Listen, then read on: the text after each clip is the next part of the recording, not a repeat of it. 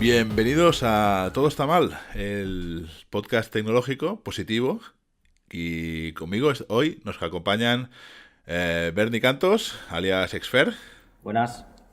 Y Sergio Susa, alias S. Susa. Hola. Entonces, ¿qué podríamos decir que es este podcast, no?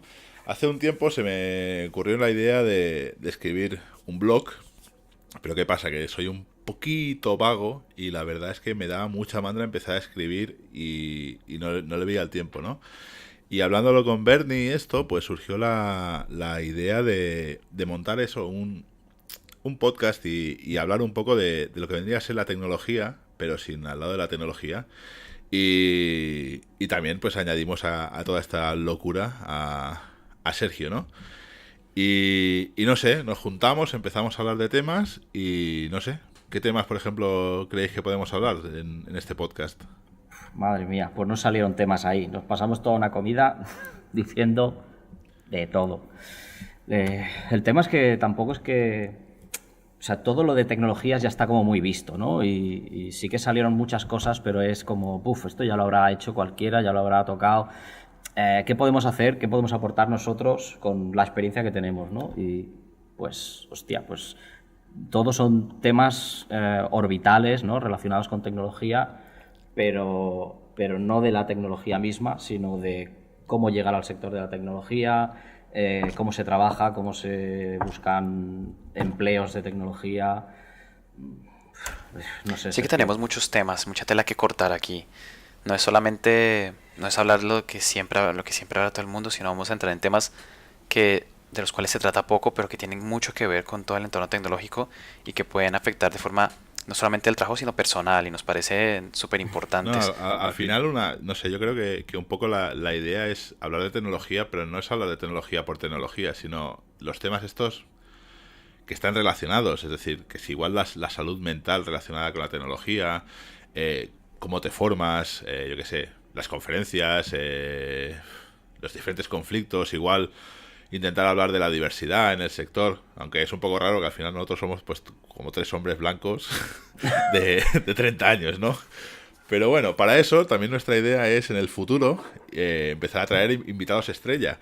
Y si queréis, pues nada, ya iremos avisando en las redes sociales y para diferentes temas que vamos a ir tocando. Y nos encantaría que si vosotros pensáis como público que alguien se pueda apuntar o que queréis dar vuestra opinión, esto es un mundo abierto. Hablar con nosotros y algo montaremos. Y para empezar hoy en el primer episodio, ¿qué tema vamos a hablar? Bueno, pues también para ayudar a presentarnos un poco y para toquetear cómo va, para hacer un primer tanteo, pues vamos a hablar de cómo nos iniciamos en el mundo de las tecnologías, ¿no? Un poquito vamos a hablar de pues nuestras primeras apariciones en el mundo tech, o sea, cuando empezamos a tocar nuestros primeros trastos, cómo nos llegamos a interesar, cómo llegamos a llegar a practicarlo o a entrenar todo esto, y un poquito cómo hemos llegado hasta donde estamos, que también es una parte interesante y sobre todo pues gustaría saber cómo otros han llegado, ¿no? Porque eso también me da la impresión de que aquí el background que tenemos nosotros tres es un poco similar y no sé si esto da para mucha más chicha de otras personas que han tenido oportunidades diferentes, ¿no? Bueno, no sé, empecemos. Sergio, ¿cómo empezaste tú? Hombre, tiempos aquellos. ¿Cuál fue tu... A ver, ¿cuál fue... Sí, bueno, muchos años, pero ¿cuál fue tu primera, digamos, experiencia techie, digamos? Yo lo remontaría a cuando tenía 5 años. Mi padre compró un ordenador Acer 386 con una unidad de CD multimedia. Madre mía. Madre mía, eres un pimpollo. Eso, vamos. Eso es tecnología punta. Sí. Y regalaban un disco de salsa, ¿sabes? Para ponerlo ahí y disfrutar. Claro, mi padre no me dejaba tocar el ordenador hasta cierto punto, porque pues era muy caro en ese tiempo, pero claro, cuando mi padre no estaba, mi madre llegaba y me decía, sí, sí, cógelo, trastea, trastea. Y yo ahí hacía cosas, tenía Windows 3.10 o 11, no recuerdo. Y pues bueno, digamos que fue la primera vez que tuve un ratón, ¿sabes? En mis manos, un teclado, dibujaba ahí en el Paint, que en ese tiempo era como el Photoshop de ahora, por ahí. Y bueno, claro, después de eso vino poco después algunos juegos, Buscaminas, el más clásico de Windows, y algunos otros jueguillos que fueron apareciendo, pero yo creo que ese fue el primer acercamiento que yo tuve a la tecnología, por lo menos. Yo ahí me he sentido muy viejo porque mi primer acercamiento fue con un Spectrum que se cargaban los juegos con cinta de cassette y que podías programar en BASIC. No programaba en esa época porque imagino que tendría yo qué sé, 6 o 7 años, porque además no era ni de primera mano, era un Spectrum heredado de un primo mío. Y la verdad es que no fue vamos, fue algo bastante guapo. Y yo creo que lo que me enseñó es la paciencia en la informática. Es decir, porque cargar cualquier cosa eran 15 minutos de ruidecillos y cosillas así. Entonces, ya ves, pero yo creo que lo que realmente me hizo clic, porque eso al final es una experiencia como de niño, ¿no? Fue la primera vez que un tío mío me llevó por ahí a un café de internet, que en ese momento no había ni internet y me pude llegar a conectar a internet. Eso fue como la explosión mental. Total. Sí, sí.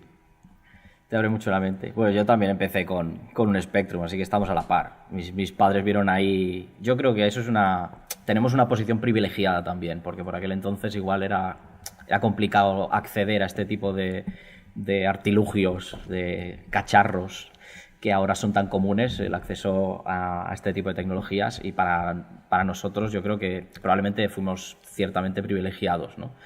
Y además mis padres tuvieron la puñetera suerte de que vieron posibilidades ahí y me potenciaron mucho apuntándome a una academia y tal, y claro, pues me regalaron un libro de Aprende Basic y esas mierdas. Y claro, pues ya con 12 años ya estaba programando en Pascal, en Assembler, en C++. Entonces, claro, si ellos... Es un tema que yo creo que es bastante interesante. Es muy importante que si ven algo en el que tú despuntas, que se te potencie, ¿no? Y ellos, bueno, pues lo vieron y sin ellos yo no estaba aquí. Así que yo creo que eso es importante también de agradecer, ¿no? De cómo hemos llegado hasta este punto. Pero bueno, sí, luego... al final es interesante esta mezcla de educación y empezar, ¿no? Porque tú como criajo no eres consciente de lo que hay. Al final en un ordenador, pues ¿qué haces con el ordenador? Pues abres documentos. En el momento que nosotros éramos jóvenes es que Internet no era lo que es ahora, es que no tiene nada que ver, era otro mundo. No, evolucionamos. Entonces, claro, es como no sé, o sea, llegar al momento ese que haces clic y dices, hostia, me molaría aprender esto, me molaría estudiar esto, me molaría entender cómo funciona esto por dentro, ¿no? Y yo creo que eso es un momento como que en cierta manera todos hemos tenido más pronto, más temprano, y por eso nos dedicamos a esto. Bueno, seguramente también igual hay gente que ese momento lo ha tenido con 30 años, cuando había estudiado otra cosa por el camino, y han dicho, hostia, que aquí se gana mucha panojita buena y voy a aprender a programar, que eso también... Sí, ¿creéis que hay mucho movimiento de gente que se ha ido acercando simplemente por posicionarse económicamente mejor y tal? ¿No creéis que es algo más innato? Bueno, no innato, pero que te nace más... A ver, al final parece una tontería, ¿no? Pero tú, yo qué sé, si escuchas muchas veces la radio, escuchas un montón de publicidad de peña que te dice, ven aquí y te vamos a enseñar a programar, porque programar aplicaciones mobile son el futuro, y vente a tal academia, que incluso te hacen cosas de estas de tú pagas la mitad ahora y después el resto cuando empieces a trabajar, cosillas así. Entonces, claro, yo creo que sí que hay bastante gente que hace estas cosas. Que igual no sé, a ver, por suerte igual la gente con la que me he encontrado yo por el camino es gente muy vocacional. Y hemos empezado más o menos jóvenes, hemos estudiado diferentes cosas, hemos hecho igual carreras o módulos o igual, yo qué sé, gente que empezó a hacer una carrera de una cosa que no tiene nada que ver con la informática, matemáticas, estadística, telecos, cosas así. Y al final arquitectura, es que cosillas así, y algún día han hecho algo que empezamos a trabajar de esto, ¿no? Y no sé. Sí, ese es un punto también interesante, ¿no? El cómo después de tener ese gusanillo que te pica de la tecnología, cómo no solo decides intentar meterte ahí, sino cómo luego te entrenas en este sector, ¿no? Cómo llegas a aprender, ¿no? El aprendizaje pues puede ser a través de, pues, desde la universidad hasta, pues eso, empezar en una academia y luego, pues no sé, el background que tenemos nosotros, creo que vosotros habéis estado en universidad o... Sí, yo estudié en universidad, pero si te digo la verdad, no sé cómo he acabado en el mundo web, porque la universidad y el mundo web cuando yo estudiaba era cero. Sí, Yo la creo que igual relación. había alguna optativa, pero no la cogí. Entonces, claro, es como, no sé. O sea, sí, la universidad no le tengo un muy buen aprecio en el tiempo que estuve, sobre todo por los contenidos o la manera de enseñar, o incluso hasta los profesores que podían haber, que realmente hubieron muy pocos profesores que me hicieron, digamos, amar, ¿no? La asignatura o me motivaron para apretar más y estudiar Ujú. más. Y curiosamente, pues mucho de la formación sí que la universidad te da una muy buena base, te enseña a cumplir deadlines, te enseña a apretar el culo, te enseña Trabajar en a, equipo. a trabajar en equipo y no, porque al final es lo típico de, bueno, depende del equipo que te toque, pues pillas mucha mierda. Y yo el primero, yo hay que reconocer que he sido un pelín vago en algunos equipos. ¿Qué le vamos a hacer? Pero es eso, ¿no? Pero al final sí que ha habido muchos factores de self-learning, de estudiar, lee, cómo se hace esto, un poco lo que digo yo, la curiosidad, ¿no? Es decir, hostia, ¿cómo funciona esto de Internet? ¿Cómo se hace una página web? ¿Cómo se programa lo que hay detrás? ¿Cómo se hace tal, no? Entonces, como Ujú. yo al menos siempre he tenido esa inquietud desde que yo tendría 15 años o así, ¿no? Sí, el autoaprendizaje yo creo que es algo que viene bastante marcado en lo que es nuestro sector, ¿no? Sobre todo por renovarse, etcétera. Es complicado no tener ese gusanillo y no utilizarlo, o sea, no meterse a buscar más información porque es que llega un momento en que tienes que hacerlo porque si no, no estás al día, ¿no? No coges el tren. Y Sergio, tu background... Yo creo que, bueno, en mi caso, por ejemplo, yo el autoaprendizaje me llegó a mí después. Yo pasé toda la universidad estudiando, bueno, tampoco había mucho web. Sí que en ese momento sí que había empezado un poco el remonte web. Mi universidad se trabajaba en Java, entonces era puro J2EE y ¿cuál era el otro? JE. Y que era como lo más básico, digamos. Yo aprendí mucho de aplicaciones de escritorio o aplicaciones de consola, de este tipo de cosas, pero tampoco se veía mucho. Lo que pasa es que lo que yo sí aprendí en la universidad fue a aprender, a cómo coger un libro técnico, cómo coger post tecnológicos, cómo leerlos, cómo analizarlos. ¿Sabes? Eso sí que me llegó a la universidad. Obviamente también me aportó mucho conocimiento, claro. El background que tengo actualmente, en parte, es de la universidad 100%. Mis profesores no eran malos, había alguno que otro medio flojo, pero en realidad eran bastante jóvenes en ese momento. O sea, deberían tener, si yo tenía 19, 20, ellos tendrían 33, lo que tenemos nosotros ahora más o menos. Entonces Esa es la se movían. diferencia. Los Eso míos tenían no, 50, no 60. es muy habitual o no era muy habitual por aquí, la verdad. Yo tenía profesores que se jubilaban mientras yo estaba en la carrera y era complicado. Yo sí, también empecé, claro, después de haber tanto tiempo estado en academia aprendiendo y sobre todo con self-learning y que ya era complicado porque el acceso a internet era difícil. Pero cuando llegas con ganas a la universidad, ¿no? De querer aprender, hostia, es que esto es lo que he querido hacer toda mi vida y llegas a la universidad y te llevas una hostia de tres pares, porque es complicado de que viéndolo, aprendiéndolo así, te guste. Es muy difícil de masticar todo cómo te lo explican, o bueno, cómo se explicaba entonces, ¿no? Y la verdad es que fue un palo bastante duro y me dio mucha pereza acabar esa carrera. Y no lo hice nunca. Hice bastantes proyectos finales de carrera que son tan finales que era como ¿sabes? El final, guión uno, final guión 2, no se acabó ninguno. Yo creo que falta engagement, falta sobre todo, y a mí me dio la impresión, mentorazgo de los profesores a los alumnos cuando cuando están yendo a tu asignatura, sobre todo asignaturas más pequeñas, opcionales o cualquier de este tipo.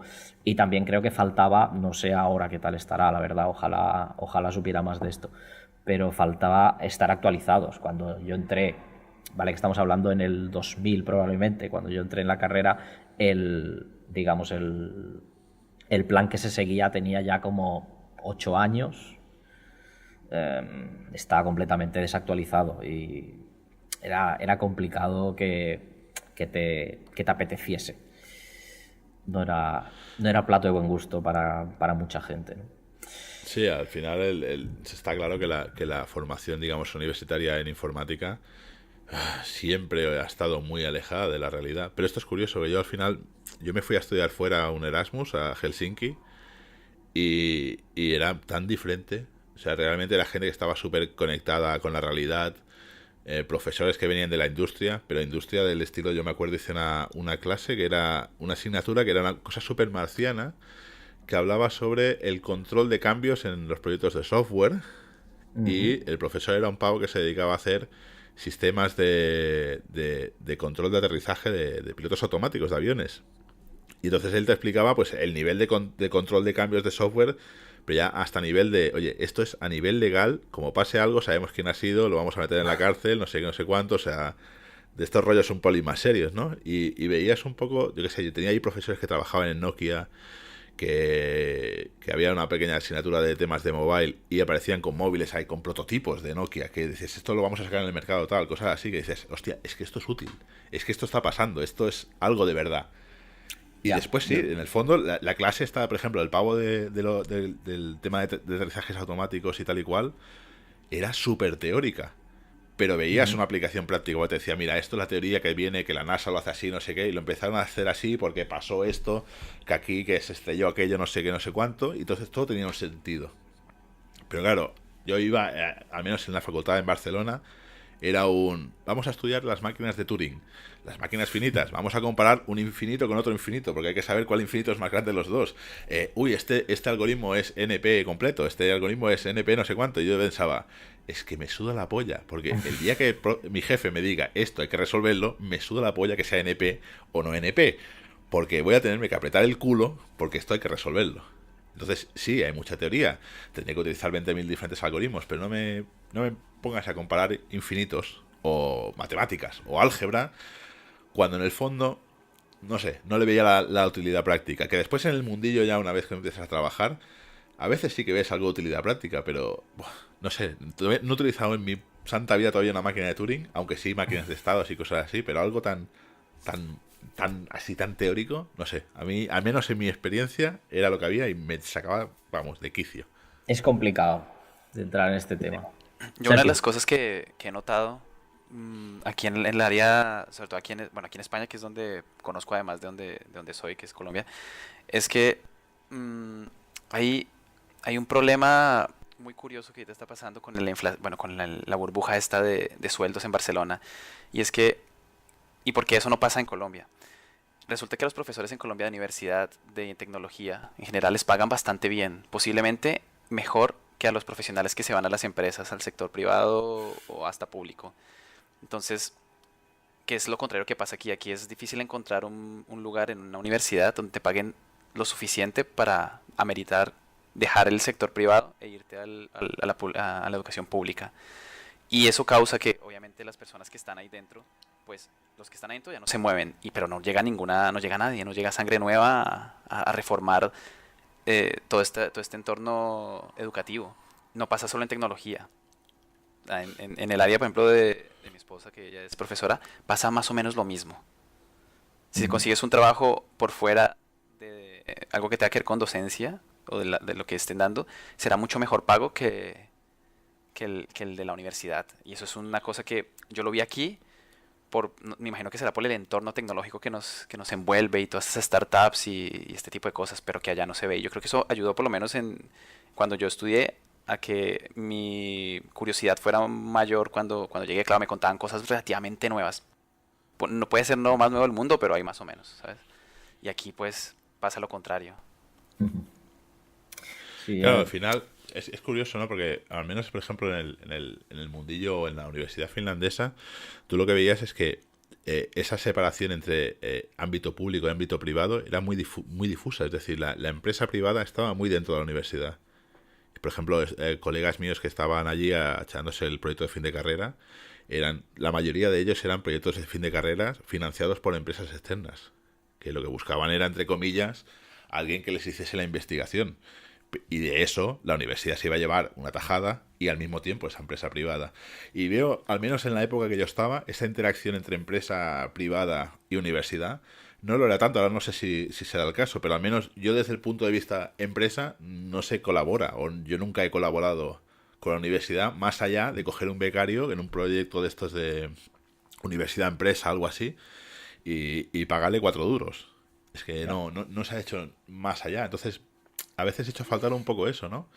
Que posiblemente igual no sea el camino. Es decir, igual la universidad pública debería ser pública y no tener que tener la empresa dentro. Pero claro, si ya hablamos lo que dices tú, Sergio, que no hay financiación, igual no sé, sería una buena manera para conectar un mundo con el otro. Porque al final la empresa privada también necesita gente que esté formada, necesita gente que salga de la carrera y le puedas meter a trabajar y no tengas que esperar, no sé, 1 año, 2 años, 3 años, 10 años a que esta persona sea un senior, sino que ya te empiece a producir desde el día 1. Tampoco veo que sea incompatible. O sea, no significa que haya inversión privada que vaya a corromper, que es el miedo que hay, la educación pública, o que de alguna forma se empiece a ver como negocio, ¿sabes? Que ese es uno de los miedos que hay cuando se trata de mezclar lo privado y lo público, no solamente en este caso, pero en la mayoría.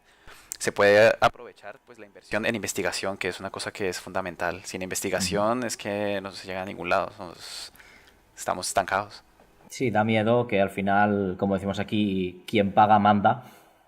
Entonces da miedo que si el sector privado mete pasta, al final todos los intereses sean los mismos que tiene el sector privado y probablemente se dejen de lado otros intereses que podrían estar bien de potenciar, pero porque no hay un founding detrás, se quedan todos en la estacada, ¿no? Y eso sí que también podría ser algo que... No sé, ¿creéis que, por ejemplo, otros modelos tipo formación profesional... No sé si en Colombia tenéis algo parecido, Sergio, a una rama aparte de universidad, de aprendizaje, de todo esto, a nivel más práctico que teórico.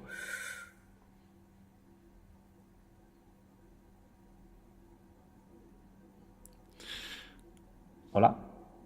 Me parece que Sergio ha perdido A ver. el sonido. No, ya. Muy Tranquilos, bien. tranquilos, todo está bien. Problemas en directo. Sí, el directo siempre es lo que tiene el directo. Pero sí que existe. Está la educación universitaria y la educación técnica. En la técnica es más práctica, como decía Bernie. Te enseñan a hacer exactamente lo que vienes a hacer. Si es una carrera técnica de programación, te enseñan a programar. Si es de arreglado de computadores o mantenimiento, te enseñan a hacer arreglo de computadores de mantenimiento, algo muy específico. Y por otro lado está pues la educación universitaria, que es un poco más multidisciplinaria. Entonces ves todas las 1001 materias de sistemas en general, atraviesas todo el espectro, pero aparte hay otras materias que son o de otras ingenierías o totalmente aparte. Yo vi biología celular, por ejemplo. Vi drogas, no las consumí, vi las drogas, ¿no? En la universidad hay muchas drogas, ciertamente. Sí. También vi sexualidad humana. También de eso hay, también. Y claro, era muy multidisciplinar. Entonces, hay uno más práctico, que es ese, el otro es un poco más teórico, aunque yo tuve la oportunidad por lo menos de hacer prácticas profesionales en su momento y yo creo que eso fue de las cosas que más potenciaron mi salida al mundo laboral. Esa es una parte importante también, ¿no? De cómo después evolucionamos desde ese momento que terminas o das por terminada, en nuestro caso, Miquel, y ese momento que empiezas a trabajar, ¿no? Es como cómo haces esa evolución, cómo entras en el mundillo. Yo creo que en mi caso fue muy parecido a lo de Sergio, es decir, yo empecé a hacer prácticas principalmente para conseguir dinero, para pagarme el Erasmus, y ahí fue mi primer contacto con el mundo profesional y las prácticas, por ejemplo, en esa época estuve haciendo prácticas en el laboratorio de cálculo de la Universidad de Matemáticas, haciendo muy cosas de operador o de arreglar ordenadores principalmente. Y ese fue como mi primer contacto y ahí es cuando realmente sales de la universidad y te das cuenta, hostia, es que no tiene nada que ver una cosa con la otra. Después de eso estuve haciendo prácticas en una empresa que me enseñó a programar no enseñarme a programar en PHP porque ya hacía cosas, pero empezamos a montar un framework propio, que esto también es para dar un tema aparte, el día que alguien te dice, vamos a montar un framework propio. Ya lo hablaremos en un episodio futuro.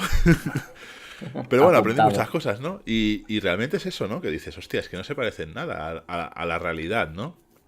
Y era gente coño, que además con esta empresa eran chavales que habían salido de la misma universidad, tenían un curso por delante o 2 cursos por delante y llega un momento, yo que sé, que empiezas a trabajar, empiezas a meterte en el mundillo y a mí me pasó un poco eso, ¿no? Que entre que entraba panoja fresquita en casa y todo, pues bueno, en mi caso le acabé perdiendo, digamos, el cariño a la universidad, no le veía el sentido de seguir estudiando mierdas teóricas que no me interesaban para nada o hacer un proyecto de fin de carrera que no va a servir para nadie encima va a ser perder igual un año de tiempo de tu vida o el tiempo que sea para algo que en el fondo tú ya estás trabajando, ya estás ganándote la vida con esto. Sí, ya supongo que cuando viene la oportunidad es un poco ya de lanzarse aunque estés a media carrera, por así decirlo, ¿no? Entonces, sí, todos tenemos un bagaje, ¿no? Yo entré en una pequeña empresa para arreglar una aplicación en C++ que se les colgaba cada día 3 o 4 veces y terminé haciendo páginas web en PHP 4, o sea, no sé si eso es una evolución o no, eso ya lo decís vosotros, pero al final fueron 5 años, así que bueno, digamos que algo de cariño acabé cogiendo a todo. Pero sí es verdad que yo creo que hay un momento en que se le da prioridad más a la salida profesional que no a seguir en el mundo universitario o el mundo donde estés aprendiendo, ¿no? Y decir, bueno, pues a partir de hoy yo quiero ya que esto me dé beneficios, porque también no solo son beneficios económicos, sino que empezar a trabajar con gente que ya ha estado en el sector, porque tú entras en un equipo, pues ese equipo ya está generado. Ya te encuentras con gente que ha estado trabajando años, entonces ahí ganas experiencia también, ¿no? De formación, de trastear con otros o de que te hagan mentoring, no sé, si os habéis encontrado en una situación similar. Sí, al final yo creo que el mentoring es lo que más, le doy súper importancia a lo que ha sido mi carrera. Ver a alguien que te enseñe cómo funcionan las cosas o cómo, que te dice, mírate este libro, mírate este artículo, mírate aquello. Igual tenerlo al lado haciendo rollo peer coding o cosas así, pues yo creo que es posiblemente lo que ha hecho que yo esté donde estoy ahora. Yo tengo una anécdota bastante curiosa al respecto, porque cuando hice la única práctica que he hecho en la universidad, que fue en una empresa que se llamaba Icono Informática, eran cosas en ASP.NET y esas cosas, eso queda en mi pasado, pero lo divertido de eso es que, no sé si lo hizo de aposta la empresa o no, nadie se enteró que yo era el practicante. Entonces, yo creo que eso fue un plus, porque cuando a veces llega el practicante, pues siempre lo tienden a mirar como muy, ¿sabes? Lo dejan ahí, botado, ahí, o no lo toman en cuenta. Y lo divertido es que ellos pensaron que yo era un trabajador como ellos, y hubo mucha interacción con otras personas que de pronto estaban cerrados a interactuar con alguien que era practicante. Aquí en España no pasa mucho, porque la gente es como más abierta, pero allá sí que pasan cosas así. Entonces yo creo que en ese punto pude aprender muchísimo más, porque me codié, digamos, con personas que ya eran profesionales en el sector, y así es como se aprende, ¿cierto? Trabajando con gente buena, que te enseña, que te dice. Sí, al final también un poco todos hemos mentoreado y a todos nos han mentoreado, ¿no? Porque digamos que no es que controlemos todos de todos los temas, así que al final te puede entrar una persona nueva y mientras tú le estás enseñando cualquier cosa, de repente, pues, oye, es que yo trabajo de esta manera y tal, y te aparece una bombilla, ¿no? Y entonces es algo que es importante. Tú llegas a una empresa de nuevo, esa empresa, o sea, ese equipo te ofrece a ti la oportunidad de aprender cómo están trabajando ellos, y tú tienes la oportunidad también de inculcar o de explicar tus maneras de trabajar, que al final ahí puede haber un clash, ¿no? De un choque de trenes, y que salga probablemente una tercera manera de trabajar mucho mejor, ¿no? A mí siempre me parece muy curioso que, siendo yo una persona muy, muy introvertida desde siempre, y centrarme mucho en aprender a usar ordenador y tal, en plan, bueno, pues yo estoy en mi ordenador y hago mis cosas yo solito y aquí ya me vale.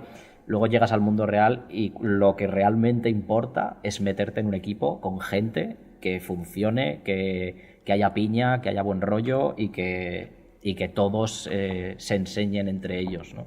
Que no haya estos rollos raros que nos hemos encontrado todos alguna vez, y de lo que probablemente hablaremos en otro episodio, porque creo que no tenemos mucho más tiempo. Bueno, aquí nos podemos podríamos estar 2 días. Yo sobre el mentoring, yo siempre podría agradecer mucho que he tenido muy buena suerte en trabajando con gente que en el momento concreto de mi carrera me ha enseñado mucho y me ha puesto muy bien las pistas de lo que tenía que mirar y no tenía que mirar. Porque la verdad es que, no sé, incluso aquello que vas trabajando con gente y te das cuenta de la fortuna que has tenido, de decir, madre mía, este tío no le han enseñado nunca cómo se hacían bien las cosas, o esta persona no da de sí.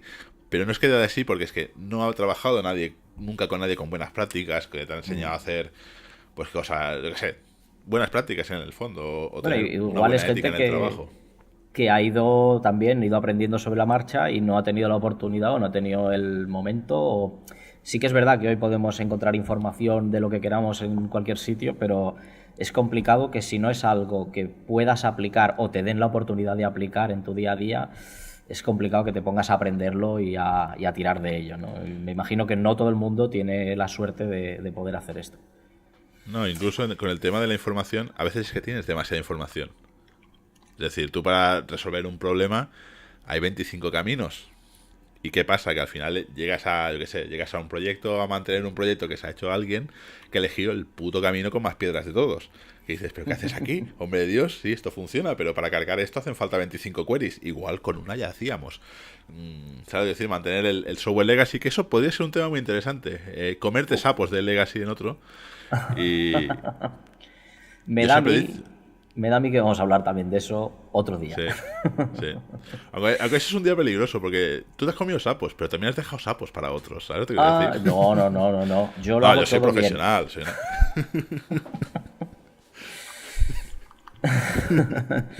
Bueno, podemos, para terminar así un poco, hablar un poquito de cuál es el estado actual de las tecnologías en Barcelona para vosotros, a título personal y a título de cómo lo veis. Yo creo que Barcelona está viviendo un momento muy guapo. Pero Ahora muy guapo en el happy. sentido de hay mucha inversión, hay muchas startups, que a veces las startups no vendría a ser lo correcto, pero sí que hay mucha comunidad, hay muchos meetups, hay muchas tecnologías, hay gente haciendo cosas en PHP, gente haciendo cosas en Go, o sea, cualquier lenguaje o cualquier metodología que quieras hacer existe. Hay gente que hace cosas para móviles, gente que hace cosas para Internet de las cosas. Viva las cosas. Yo qué sé, nosotros, por ejemplo, que vivimos un poco del mundo web, más o menos, pero incluso hasta dentro del mundo web, pues tienes e-commerce, tienes gente que hace temas de streaming de media, por ejemplo yo qué sé. O sea, tienes un montón de gente. Tienes a Sergio, que se dedica a darnos luz a nuestros hogares. Sí, yo alumbro todo Barcelona próximamente. Entonces es eso, ¿no? Veo que es un mundo muy interesante. Incluso ves mucha diversidad. Es decir, antes Barcelona, o cuando nosotros empezamos, éramos todos catalanes o gente más o menos de España, pero tú ahora es muy fácil trabajar en una empresa que tengas gente que te viene de fuera, del extranjero, o incluso trabajar en equipos remotos. Con lo cual también ya es solo el bagaje multicultural, con diferentes maneras o diferentes backgrounds o cosas así. Me parece apasionante lo que está pasando ahora.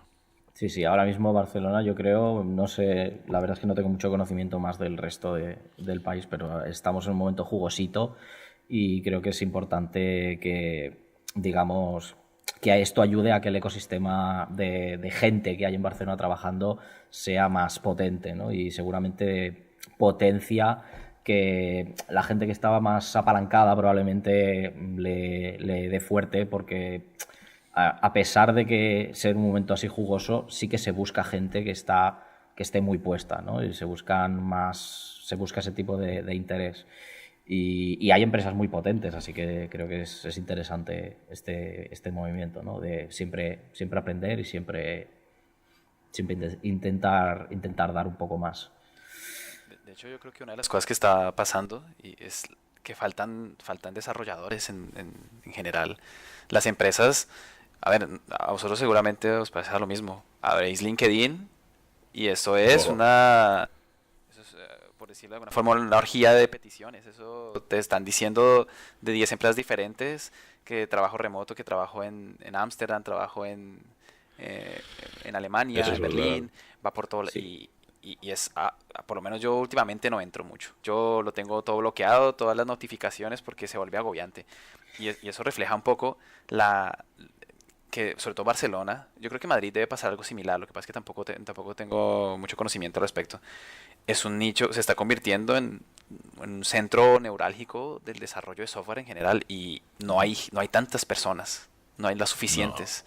Y no. como hay un proceso, bueno, de hecho por eso también han nacido algunas otras formas de aprendizaje alternativo, como ¿cómo se llama? Estos cursos que dan en Los los bootcamps. bootcamps Los estos, bootcamps. que bueno, yo me guardo la opinión para otro programa, pero han nacido a raíz de eso porque necesitan preparar personas rápido para que salgan a llenar los puestos que no se llenan por ningún lado.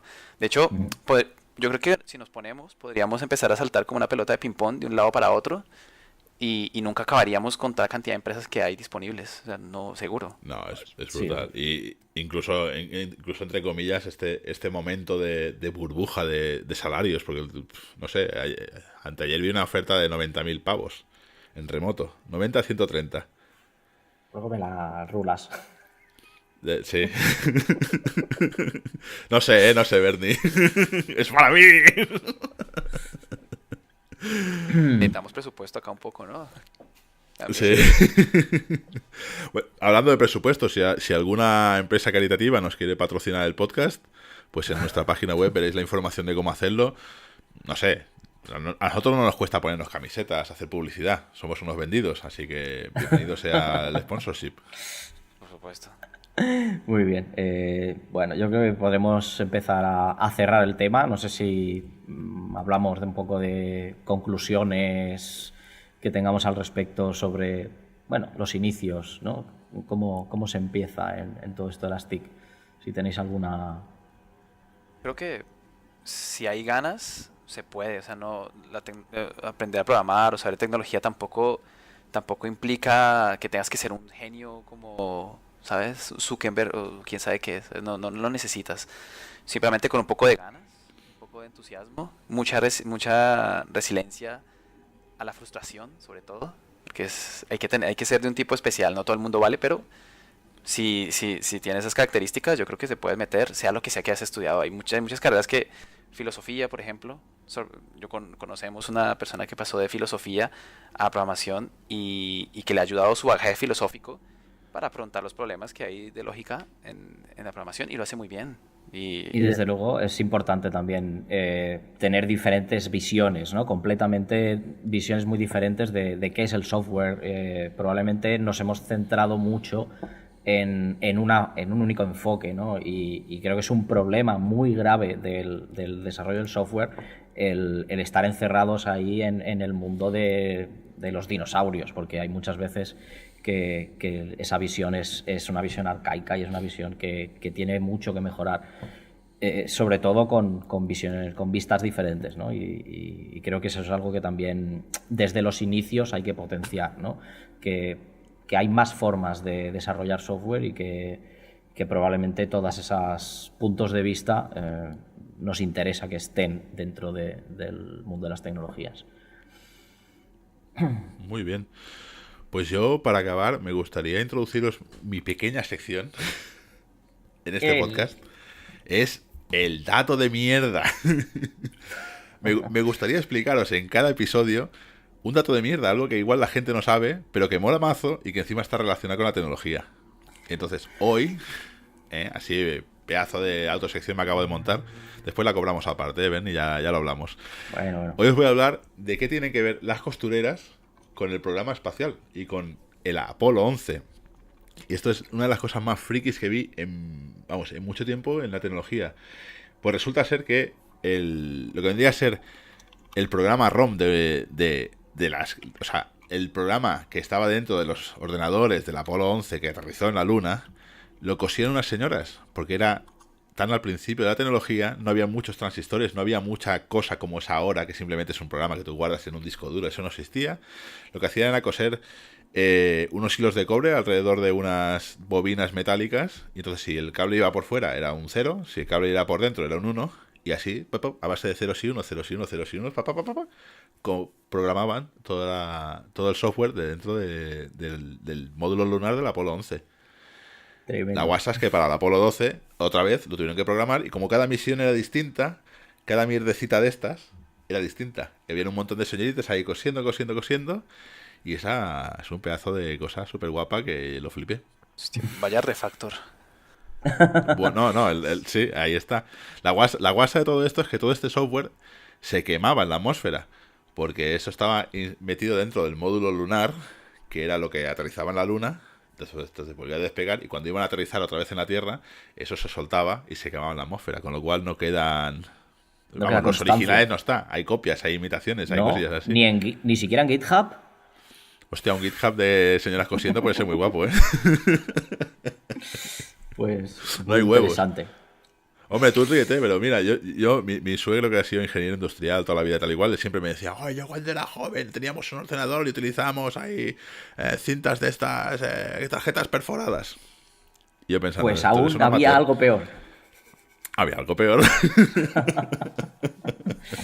Muy bien. Y hasta aquí mi sección, ya está, ya me puedo ir para casa. Muy bien, pues yo creo que con esto podemos hablar del próximo podcast. La Sí, me próxima gusta. vez. ¿Qué tema vamos a darle? Bueno, pues de todos los que tenemos, yo creo que el más interesante es el de salud física y mental, ¿no? Vamos a hablar un poco de todo lo que hay alrededor del crunch, de todos los temas de estrés de trabajo, estrés laboral, problemas físicos de túnel carpiano, de todos estos temas que son muy problemáticos, ¿no? Y creo que dan para una charla interesante. No sé qué opináis. Pues muy bien. Hombre, yo creo que igual a nuestros oyentes, si alguien ha sufrido algún evento así, algún problema de salud mental relacionado con el TEC, es decir, si ya vienes con los tornillos sueltos de casa, no... Vamos, no nos interesa. O sí, igual sería un tema interesante, ¿no? Vaya, ahora está un poco faltón, ¿eh? Vaya. Pues perdón, Corta. esto ya lo... Sí, la verdad, sí, para trabajar en esto no estamos muy finos, ¿no? Entonces, bueno, si alguno de nuestros oyentes, pues, ¿no? Vamos, le apetece hablar, porque al final también es un tema un pelín como íntimo, igual no es algo muy público, pero si alguien se atreve y es suficientemente valiente, ha estado, digamos, en algún tipo de problema complicado y ha salido, o igual no ha salido, todavía está en ello, pues no sé, que contacte con nosotros y nos encantaría tener algún invitado especial en nuestros podcasts. Eso estaría bien. Pues bueno, nuestras redes sociales, ¿no? La página y todas estas cosas, antes que se nos olvide. Exacto, la página todoestamal.com. Y esa sí está bien, mira. Esa está bien, la he programado yo, soy un profesional. Seguro que Ahora es está cuando mal. mañana todo el mundo empieza ya a tirarme ataques de DOS y cosas así, vamos a quedar fino. Pues bueno, señores, yo creo que ahora es el momento de despedirnos. Yo creo que Nos sí. emplazamos a seguir hablando y teniendo nuestros ratitos de charlas para de aquí un tiempo, digamos un mesecito o algo así, más o menos. La idea de este podcast es hacerlo mensual, pero si a la gente le mola, pues ya lo haremos semanal o bisemanal, o ya veremos cómo lo hacemos. Eso también hay que hablarlo, ¿eh? Exacto. Hay que cobrarlo Todo- aparte. Ahí está, todo es sponsorship. Es sponsorship. Si una empresa nos quiere pagar el sueldo y para tenernos hablando, pues como si lo hacemos a diario. Pues muy bien, pues yo creo que eso ha sido todo. Nos lo hemos pasado bien y espero que a los demás les guste. Pues venga, señores, hasta el próximo Vale. episodio. Hasta luego. Chao.